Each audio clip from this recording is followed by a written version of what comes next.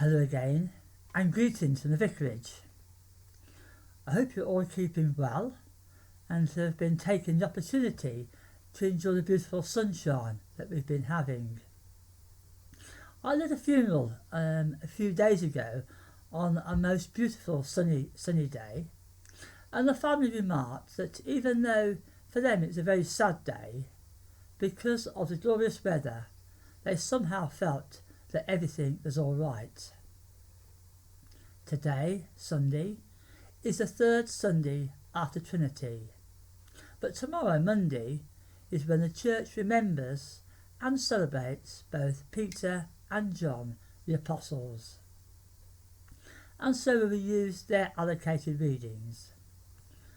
The first of these is another of my favourites, and I'll explain a little later about it. It comes from St Matthew's Gospel, and it's chapter 16, verses 13 to 19. In my Bible, it has the heading, Peter's Declaration about Jesus. The events of this passage take place in Caesarea Philippi, not to be confused with the other Caesarea on the Mediterranean coast.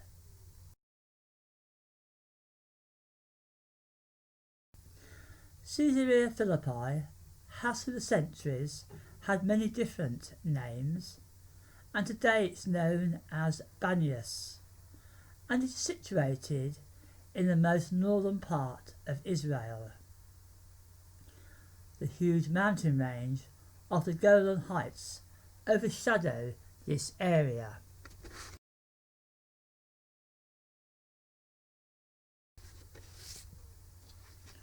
The highest summit is Mount Hermon, which many believe is a mountain that Jesus led his disciples up and where he was transfigured. It stands just beyond Philippi and separates the country of Israel from Lebanon and Syria. If you follow the mountain road to the border, you can see to the north Lebanon and further to the east Syria.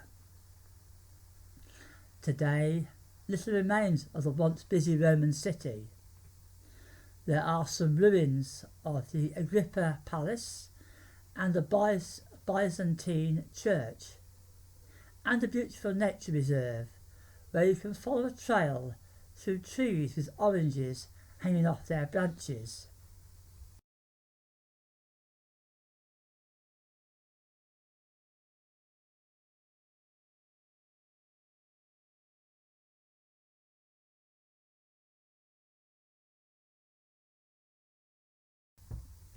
The most stunning part of the reserve has to be at the beginning, where you see the beautiful spring, which is the main source of the River Jordan. You can watch the water just coming out of the rocks and forming a gentle river, which you walk alongside during your walk through the nature reserve.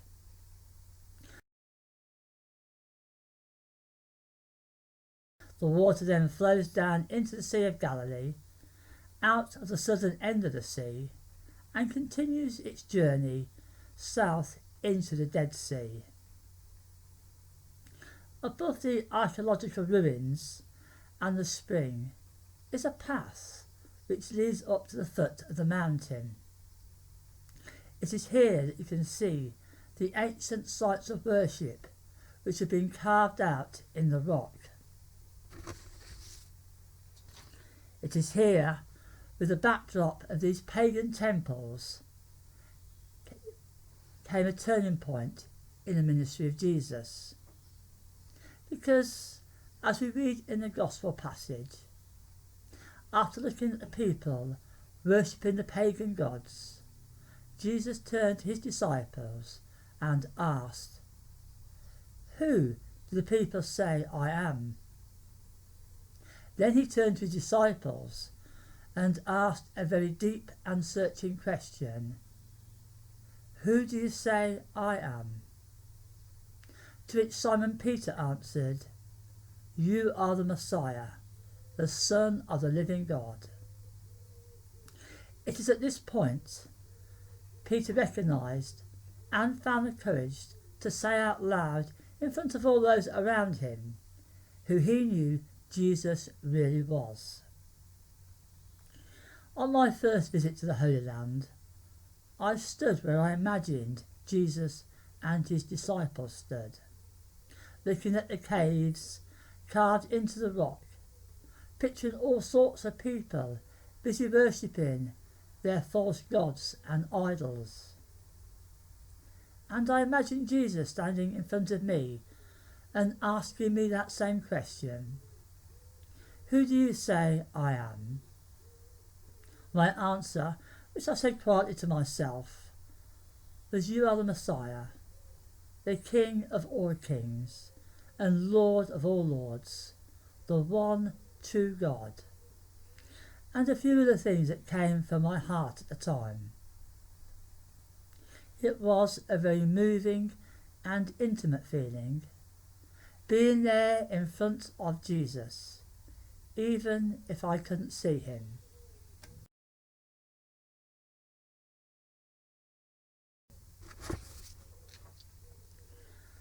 I think it's a place of mixed emotions, rather like the feelings at the funeral I spoke about earlier. A place of great joy, because Jesus was finally recognised for who he was, and yet the sorrow of seeing all those people at the mountainside bowing down to false and fake gods. Sadly, times haven't moved on. So many people today find joy and pleasure in worshipping false gods. The car, the house, clothes, money, and the list is endless.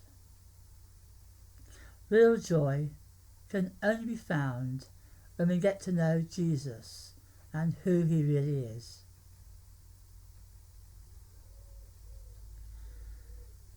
Also, we have to answer that question, that same question that he asked his disciples. And from time to time, I think about the question, and it reminds me of that fantastic day I spent in that beautiful place in the scorching sun. But more importantly, it is how I answer that question again and again. I think it's a question that we all should ask ourselves on a regular basis. It's not surprising that Jesus turned to Peter and said to him, "On this rock I will build my church." And as we know, Peter went on to be the first great leader of the church in Jerusalem. Later, Peter reminds Christians that they are the church, built on the foundation of the apostles and prophets, with Jesus Christ as a cornerstone. We're all joined into this church by faith in Jesus Christ, who is our Saviour, the same faith that Peter expressed in Caesarea Philippi. If you're interested in reading some more about Peter, our second reading is taken from the book of Acts, chapter 12, verses 1 to 11. And I'll speak about Paul on another occasion. So in the meantime, take care